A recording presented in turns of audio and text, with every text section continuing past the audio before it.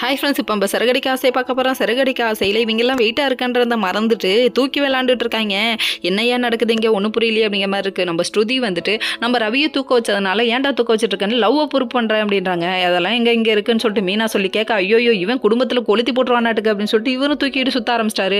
மீனா இருந்தாலும் ஒன்று தூக்கி சுற்றுறது ரொம்ப கஷ்டம் மீனா அப்படிங்கிறாரு. இருந்தாலும் பரவாயில்ல, நான் தூக்கி சுற்றுறேன், ஒரு பக்கத்து சுற்றிட்டு இருக்காரு.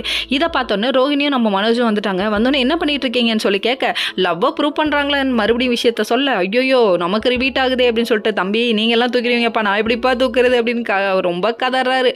ஏன்னா பார்லர் அம்மா தான் பயங்கர வெயிட்டா இருக்குமே அப்படின்னு சொல்லிட்டு ரொம்ப ஃபீல் பண்றாரு. கடைசியில் பார்த்தா தூக்க முடியாம அசிங்கப்பட்டாரு. அசிங்கப்படாதீங்க, மறுபடியும் தூக்குங்க முயற்சி அப்படின்னு சொல்லிட்டு மறுபடியும் தூக்க விட்டாங்க. ஒரு வழியா தூக்க விட்டு இவங்க 3 பேர் சேர்ந்து மாத்தி சுத்திக்கிட்டு வர, இதை பார்த்தோன்னே யாருக்கு காண்டாகுது, விஜயாவுக்கு. என்னடா நடக்குதுங்க, என்னடா பண்ணிட்டு இருக்கீங்கன்னு சொல்லிட்டு கத்திட்டாங்க.